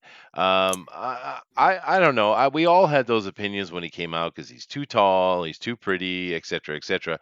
But he showed incredible respect for the character. He studied the character, and he gave 100% to it. And keep in mind, that is when you're taking into account that Hugh here, Jackman, he's a Broadway guy. That's what he loves. That's what he is. He's a musical dancing guy, but yet he gave all the respect that was due to it, and he's happy to be.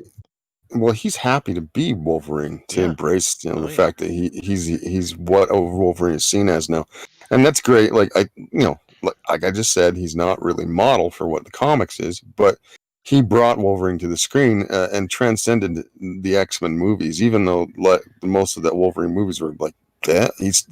He kept people there and interested in him because he really did grab onto it and sink his teeth into it and didn't let go. Yeah, no, he didn't, and I respect him for that, dude. And now people are saying, "Give me the short, scruffy, and mean Wolverine." And yeah, well, they have a chance to do it now.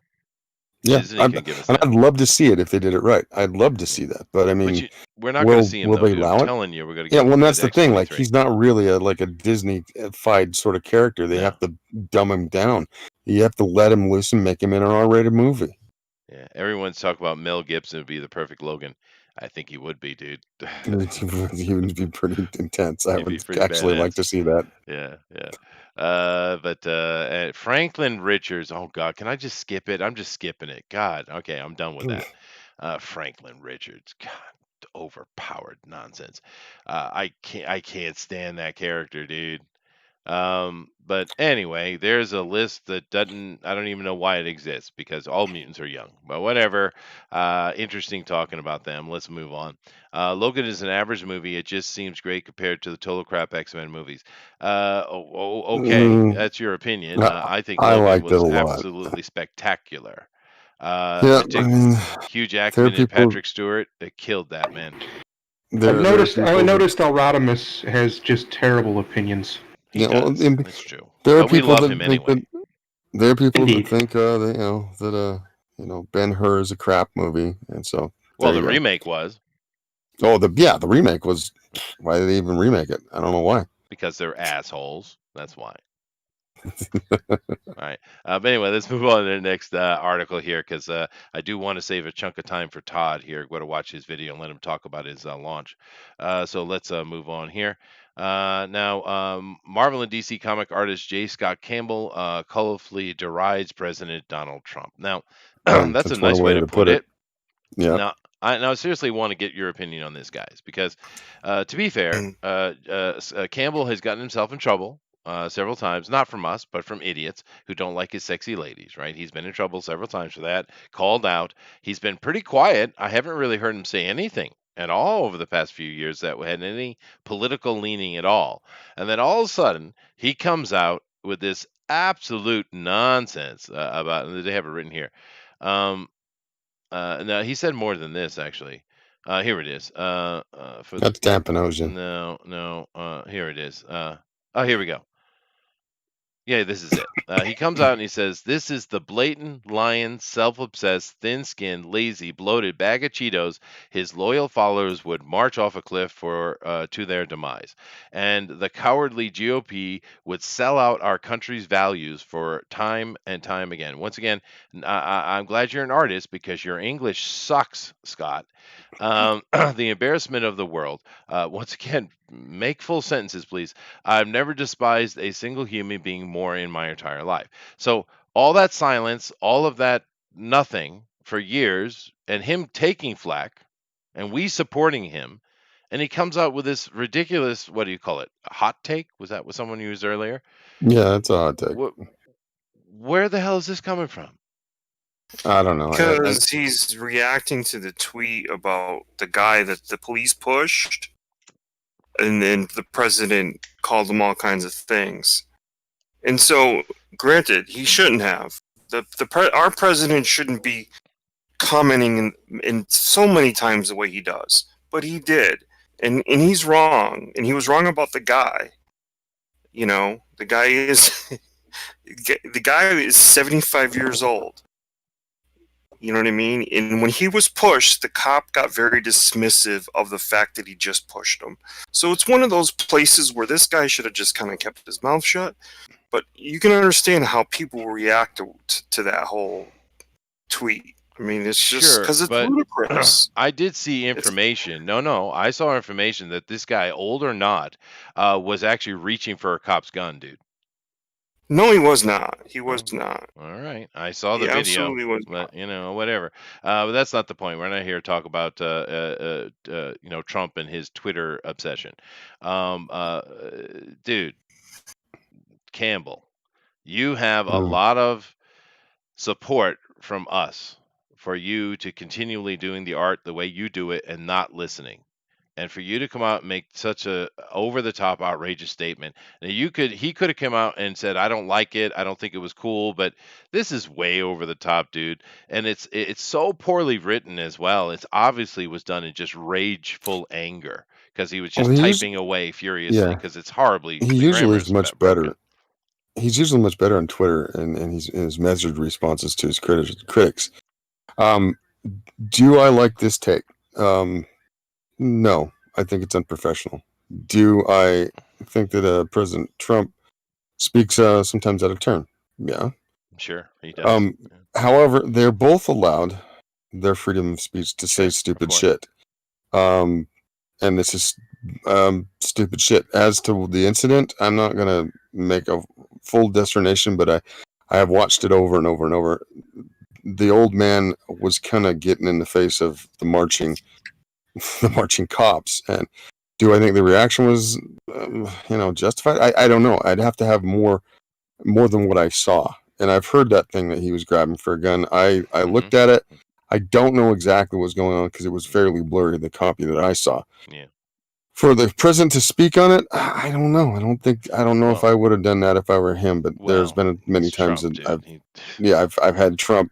I was like, dude, okay, what are you saying? The thing with Scott here, this right here, this is just ridiculous. This is Bill Sienkiewicz, like sort of vitriol that just comes out of an ideological stance, because you're not looking at things and rationally trying to delineate what happened and how things are. And when it's like calling them a bag of Cheetos, well, okay, that's just now that's become a memed trite sort of thing to say. If you want to criticize the president, do so, but don't just put epithets and like ad hominem in there. Which is basically what this is. Well, I mean, I agree 100%. He should have took a breath and took 10 seconds and then wrote something. It would have been better, I'm sure. But here's the reality.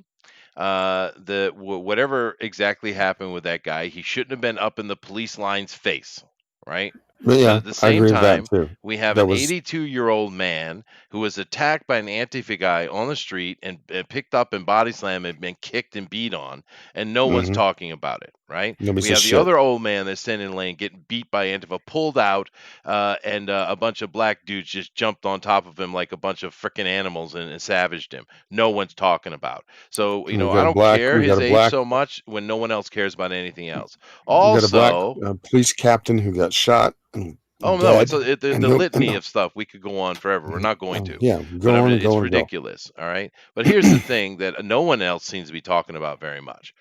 There are millions and millions upon millions and millions of interactions with the police every year, every day in America. There are millions every year, right?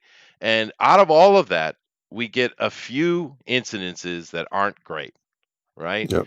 And when No, you I look mean, at the the police police chief of New overall, York City said that just that, right? well, The New York he's right police then, commissioner. because Yeah, he said that. it's true, and it's complete nonsense what's going on and being this push against the cops. It's completely dumb, and he just got caught up in the hype. It's ridiculous, dude. Shut your mouth. It's really the thing, and the chat is blowing up on me. What the hell? Why aren't we talking about J. Scott Campbell? Why are we talking about J. Scott Campbell when Bruce Campbell confirmed Evil Dead sequel? We already talked about it. You're late. We just talked about it, guys. Yeah. Pay attention. Yeah, no, Love this ya. John Pay Dillard. attention. The audacity to think you can get up in front of a police line during a yeah, exactly, DeWolf. Bruce Campbell, yes, Bruce Campbell's awesome. That's the pale face for you. Thank you very much, John. Chester also made Booster leave. I don't know why, but who knows? People get so damn sensitive. For what? Chester's been hanging out with Thundero too much. He's a Spurg now. There you go. That's sweet enough. That's fair enough.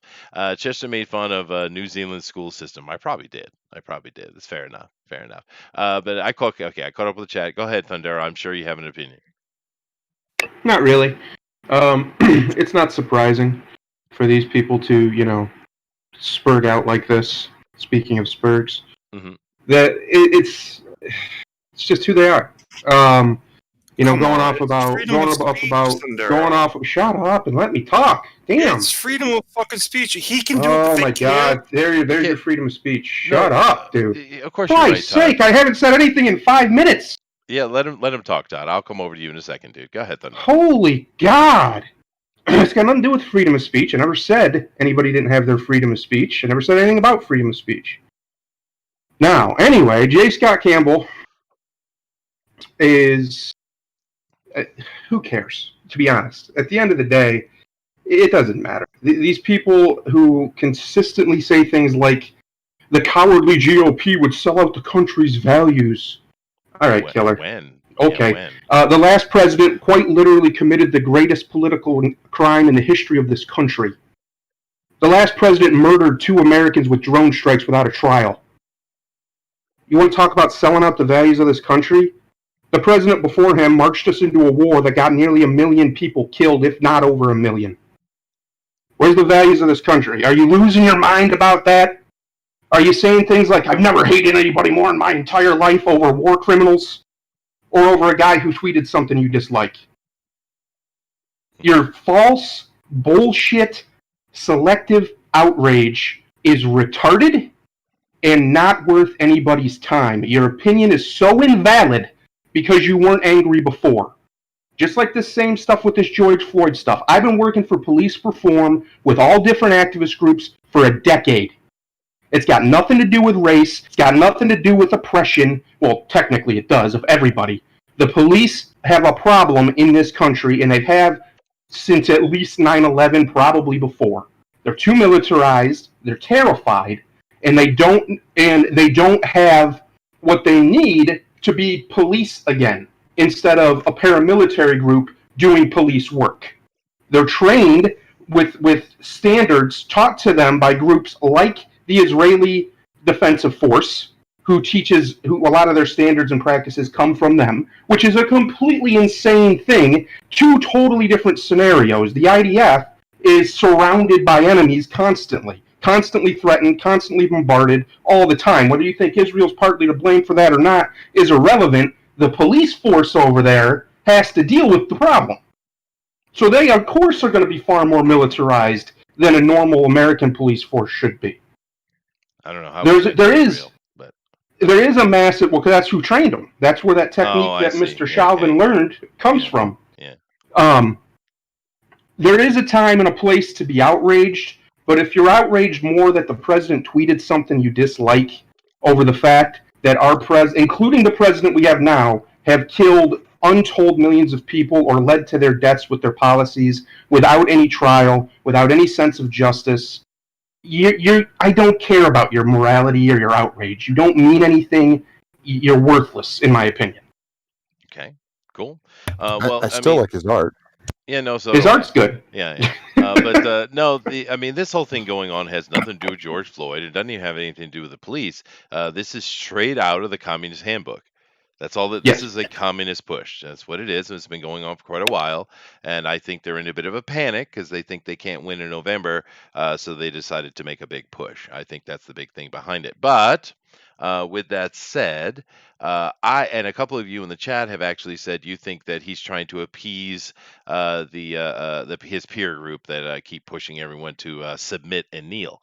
I don't think that's the fact. Simply by looking how poorly this paragraph is written, I think this was written in rage. And he didn't bother to go back and check it because he was mad. He just typed it in real quick, hit send, and just steamed for a while. Is what it looks like to me, because this grammatically is a hot mess. This is not proper English. I mean, I would not imagine that he's that. I haven't read anything else from him, so I don't really know. But I feel so. But who knows? You guys could be right, Todd. Well, again, I don't have a problem with a lot of the things that Thundero said about police reform and stuff, because that's definitely what we need. But again, we're talking about a president who tweeted about something he probably shouldn't have, and a guy reacting in a way he probably shouldn't have. But they both have freedom of speech. So for us to sit here and judge them is absolutely ludicrous. And your judgment of them, he's Thundero, judging the president. It's so fucked up. It's fucking incredible. Wow. So you're friends with Scott? No, it's just his fucking attitude about things. Dude, he's judging the president. Todd. He's judging someone right here, dude. He's making a judgment. We don't. We're not the fucking court, or we're not we don't decide policy. So we're just saying this guy got mad about what the president said. He has a right to. Sure. And I have a right to get mad about what Campbell said. What's your problem? Okay. But goddamn, he has the freedom of fucking speech just like you. No one said he didn't, dude. I don't understand. I never said he didn't. On that angle. So to sit there and tear, we like you, but it's passive fucking aggressive. I never said I liked. I said I like his art. He's more than just his art, I would hope. He's a person with thoughts and feelings. Because he's upset. There's really no reason to jump down on him because of this. To be fair, it's just Todd, our culture. I am disappointed. To be fair, I'm disappointed. Because nobody can make a mistake or have a moment. I'm disappointed too. I'm disappointed when I look at this, all right, and I see a man that I've admired. I mean, I know his politics are not mine. I've admired his the way he was conducting himself with other attacks on his art, and I love that. But this sort of and this is a spurging moment, and I'm not. I've done that in my past, and I've kind of learned to control it. And he's in my same kind of area of age. Mm-hmm. I would hope that he would have a better articulation of the things that he has problems with the president. So when I make a judgment about this particular tweet, this particular sentiment, I have to look at it in the way that I cannot condone this particular sentiment. Doesn't mean I want to cancel the guy. Doesn't mean I don't want him to continue to make art. It just informs me a little bit about where he's at and compared to me. Let me ask, how many times a week does the president tweet and you go, oh my God, I can't believe he even commented on that? Most of the time it makes me laugh, and I think it's absolutely wonderful. Yeah. Never. Because it's super statesman-like, right? Oh no, It's- he's not again, a like, statesman at all. I don't he's think not he a statesman. understands the He's- definition of the Okay. word, to be honest Yeah, with you. he is not that. No, and that's not what he is, and that's not what he should be, because it's not what we need. We need a bulldog to stand up and say, "No, we're not going to sit here and have you put your friggle struggle sessions on us like the communists do all the time," because that's what they're trying to do. Kneel, beg, do exactly what we say. That's what's going on here. We need a president who will stand up and say, "Hell no, I'm not kneeling to you. I'm going to bring it at you, and I'm going to bite your ass off." That's what Trump is, and he's perfect for this moment in time. If it was a different time, I wouldn't want him anywhere near the White House. But right now, that's exactly Concur. what he is, and that's exactly what we need. Because if you don't do that, Todd, these communists will absolutely destroy America. And it I kills, don't disagree with that point of it. Yeah. I do not disagree with that at all. right? So, I commented about that on my own freaking post. well, there you go. Now, the thing with Oh, Campbell, the whole no, scarf thing was absolutely ludicrous. It was such a goddamn. It was pandering, absolute freaking pandering, and they don't even Oh, know man, what they're pandering to. well, They're yeah, pandering no, you're to the right. black vote, but there's no one alive attached to slavery. Well, at no, all. there's actually more slavery in the world today than there has ever been. But you get what I But mean. it's The not whole us. Sure, In I see what you America. mean. But can I explain to you, Todd, why I'm disappointed in Campbell? Go ahead. Yeah, okay, I will. Now, the reason I'm disappointed in him is this, dude. He has been taking flack for quite a while for the way he draws. He's had the most nasty, horrible things said at him, and he has stayed the course. He knows what it feels like, and yet he's going to throw this out? I mean, it's disappointing. He should know better. He should have took 10 seconds. Let's not go through his history of tweets and try to find out, is he normally like this? Does he usually say stuff like this? Let's take the one tweet we can crucify him with, and that's what I have a problem with, because that is what we're doing in America, and that is not right. All right, let's do it. I'm not Losing their crucifying him. jobs and people, Let's it's take a look. I'm not crucifying losing their him. jobs for silly things about tweets that they made years ago and stuff like that. Come on. It's just this minority speaks thing. It's gone way out of hand. Yeah, no, I get you. Let me see here. So I guess if I did like this, it should work. I'm not really sure. Don't do that. Stop it. The 7th and the 8th cover celebrating, okay, because most of the stuff I've seen from him, he's just talking about his work. All right, but let's see if there's anything else. Let's see if people are commenting on that. Okay, I like it. Da da da da. So I don't want I want his actual page. So I guess I got to do like this. Oh, here we go. All right. So talk about comics. Talk about comics. Talking about comics. Talking about comics. More comics. Comics. Want to share this? Okay, yeah. Comics. Help if you can. RT Comics. So he's actually standing up for the comic book store who got torn up, which Marvel hasn't bothered to do. Last I saw. So more comic stuff. Yeah, this is kind of what I've seen from Scott Campbell. He talks about comics and he keeps his nose out of it, which is another reason why I'm kind of disappointed in him. They didn't take 10 seconds. They put out a reasonable argument against the point instead of just spurging the hell out. It doesn't make him look good, Todd, no matter what you think. Now, should he be canceled? No. Cancel culture is part of the communist agenda. Of course, he shouldn't be canceled, but that's not the point. We cannot be pleased with his response, dude. Yeah, criticism is not cancellation. Yes. Correct.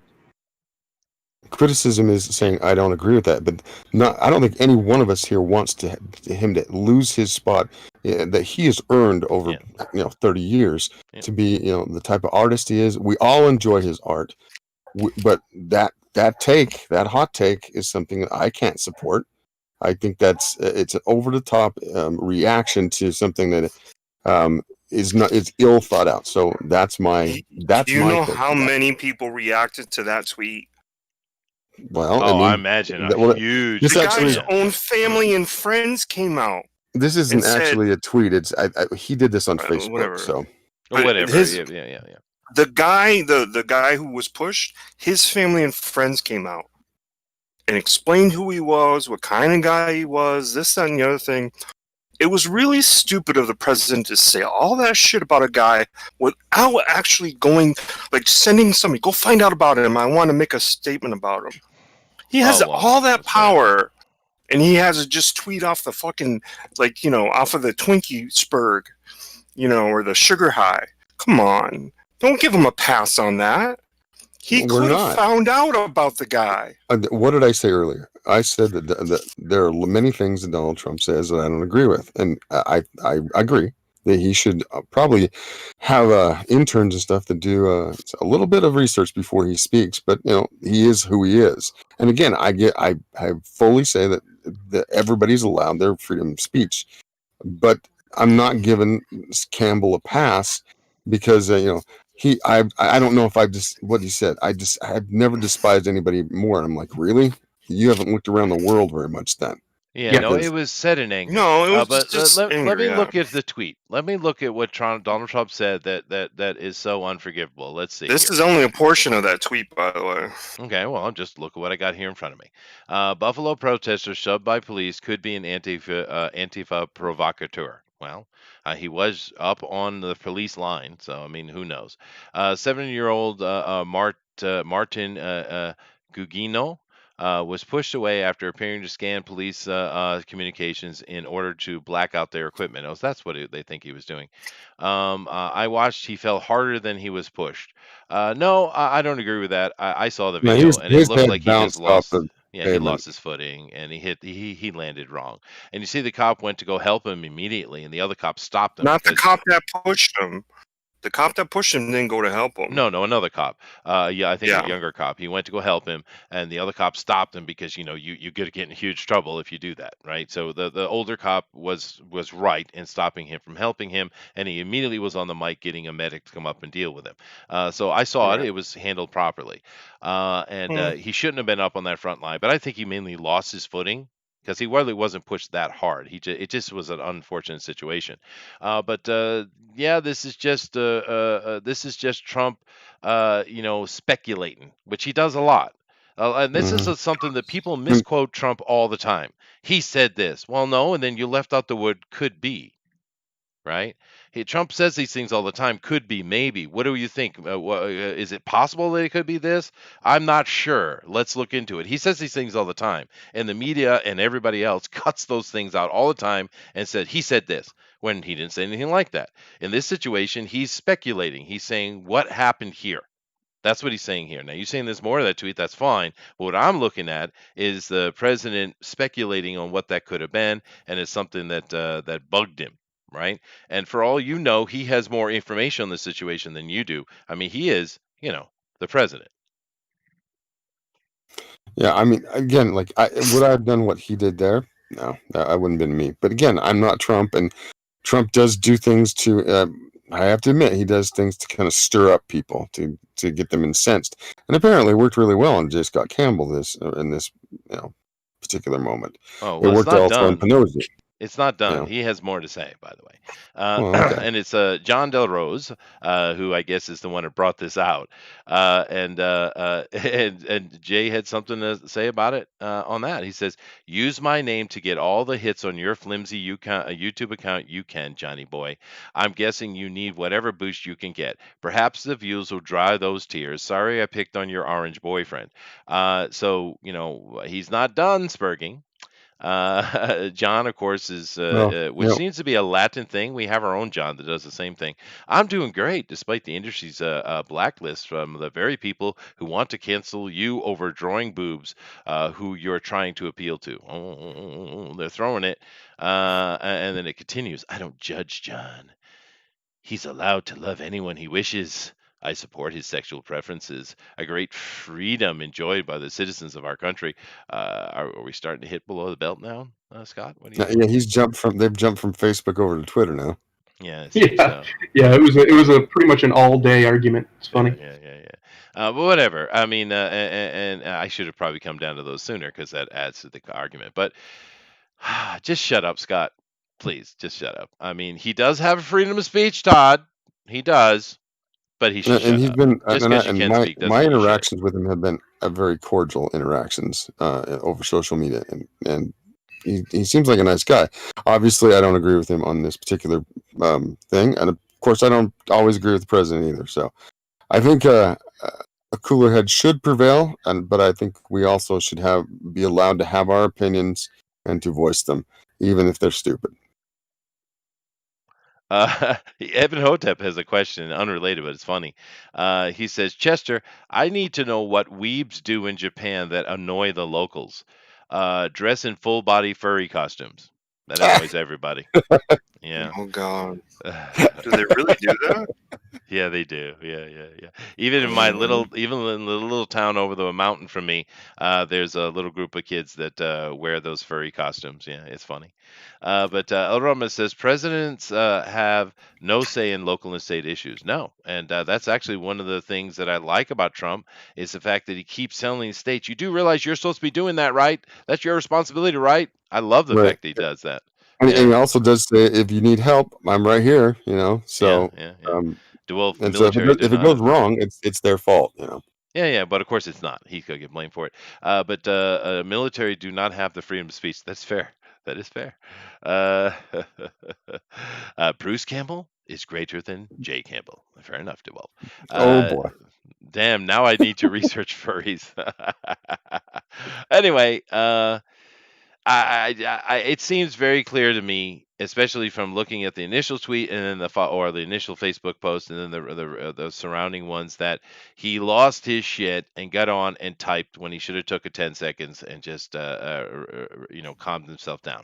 Because the further posts, although they're spicy, they're written properly and they're more funny, right? Yeah, I think that he actually does have something to say. Just Sure. like what Todd's saying, there is something to say about what the president, maybe how he termed some things, but that reaction that's a bubbling pot of vitriol that seems to not be very lucid in how he was saying, just mad.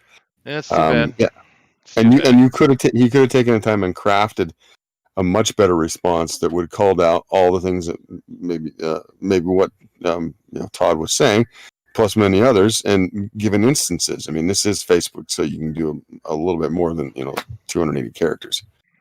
True. But I didn't know that was going to be as spicy as it was. I thought it was just an interesting article. Wouldn't be good if it wasn't spicy. I guess. I don't know. But I'm not going to do any more because we need to go over to the other side and finish up with Todd's book. Shang-Chi actor Simu Lee advocates dismantling the police, wants police discipline for smirks. Okay, great. Good job. Now everyone's going to watch your show. Great. Smart. Very smart, Mr. Actor, who nobody knows. What show is he on? Yeah, he's got to be Shang-Chi, I guess.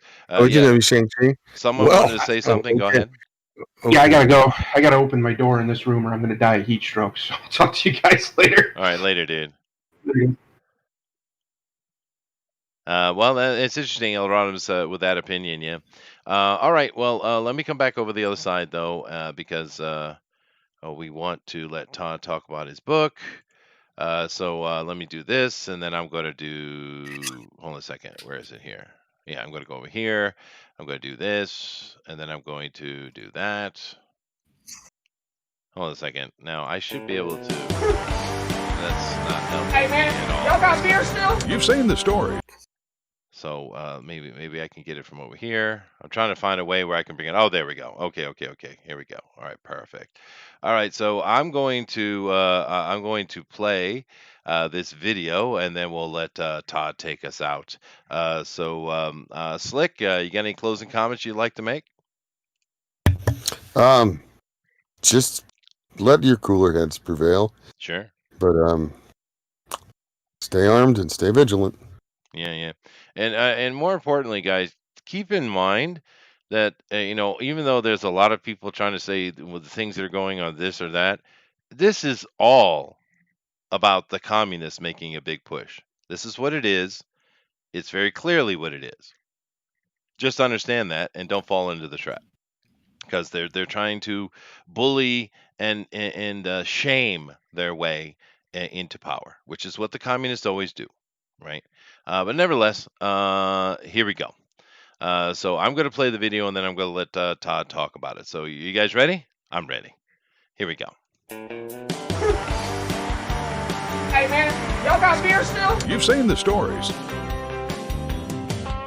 Now, writer Mike Barron and artist Todd Mulrooney are bringing the quintessential Florida man, Gary Duba, to life. Gary's just a regular guy living in a trailer with his girlfriend Crystal, but he's got dreams, big dreams. He just invented house suspenders that will secure any home to the ground in rough weather. And now he's going to show them off on Piranha Pool, the TV show where venture capitalists and entrepreneurs pony up if they like your pitch. But when his gal Crystal gains notoriety as an infamous amateur wrestler, she quickly advances to the pro circuit where her greatest challenge is an angry Australian grappler. Follow Gary and Crystal on their extraordinary journey from rags to riches. To rags, to riches, to rags, to riches. All while dealing with shady lawyers, toilet snakes, wild gators, cheating hearts, feral hogs, and problem shoppers. Back Florida Man today and reserve your very own copy of the Florida Man graphic novel. We're bringing back funny books, y'all. All right, that is pretty good. And first thing I'd say about that though, Todd, is you guys picked the absolute perfect voice actor. Perfect. Yeah, I don't know who he is, but that's exactly the right choice. Yeah. Right. I wanted him to lean into the whole Dukes of Hazzard narration kind of thing. Yeah. Now that is pretty good though. That was funny, and it's I think the best way you can sell a comedy comic. So yeah, cool, good. Well, tell us about it, dude. Well, it launches Friday, and Mike's just coming. Mike's campaign just ended for Nexus novel. I think it's either ended today or ends in a few hours. So, and that was pretty successful. So that's a good sign. This certainly has a lot of attention, but yet I'm out there always. I'm always creating something for it or whatever, and so maybe that attention is just based on me sharing and stuff. But I really hope the people that have paid attention will be willing to give it a try, because it's definitely a different book. It has a bit of a sort of a what's that movie, Dale and Tucker, whatever? It's a snowball like that. Where they're killing zombies or something. Yeah. Yeah. Well, no, Dale and Tucker versus Evil. Is that what we're talking about? Yeah. Yeah, and That's it was funny. sort of all of them a mistake, and they kept killing all the kids and stuff that were out there. But yeah, it definitely has that sort of snowball feel. You go from one event to another in this guy's life, and how shit really doesn't go well for him. So I trust. I've read a lot of comics in my life. I've never read anything like it, and I trust that you haven't either. So I hope you'll give it a shot, because if not anything, it'll just be memorable for the fact that, wow, that was really different. You know what I mean? No, sure. It's certainly a different thing. Mike Barron, of course, is a really good writer. He does psychological stuff really well, so it'd be interesting for me to see him do comedy. I wonder if that translates well. But that is a great video, and I hope people watch it. We know that we don't get a ton of people watching videos, but maybe it's short enough that they'll look at it, because that is a good video. I do agree with John. He says it's the best promo he's seen so far on Indiegogo. The only other one I would say compared to it, I can't remember the name of the project, but there was one guy who put out a really smart one as well. But it is a great promo. And the page, I've seen the page as well. The page looks great. So I think you guys got everything in order. Fingers crossed, and we're going to launch in 2 days, right? That's right. About noontime. Join us on the Pontificators. So we'll be able to go through some of the tiers and stuff, and show you what else that you can get in the campaign, because there's some other things, right? And there's even a chance if somebody really wants to. We're looking for somebody who wants to be the referee. So if you want to be the referee in this big match, which it'll be about 4 pages, so you'll be seeing quite a bit, and that might be a tier somebody's interested in. So Yeah, that's cool. I love those kind of tiers, actually. where you can be in the comic and the different levels of choice of what you are in the comic. That's pretty cool. I've always liked that. But all right, so we'll definitely be talking about it on the Pontificators, which I think is a good place to launch it, and we'll talk about it more here, of course. Thank you guys very much. To keep in mind, tomorrow, 10 p.m. Eastern Standard Time, we're doing Cowboy Bebop on Drone Quartered Ultimate Edition, which should be a lot of fun. Stay safe out there and keep voicing your opinions, I guess. Let's Slick Namaste us out of here today. Go ahead, dude. Well, I usually say something along the lines of take care of yourself and your family and that. But I'm going to put this out there. Even in the turmoil that we have today, the best thing you can do is improve your mind because it will improve your soul. So go out there and learn something. Namaste. Namaste. Good job. Yeah. Later, guys. Thanks. Thank you. Later. Jeez. This is FanSpeak, a weekly live show where the fans of comics and its community are our guests.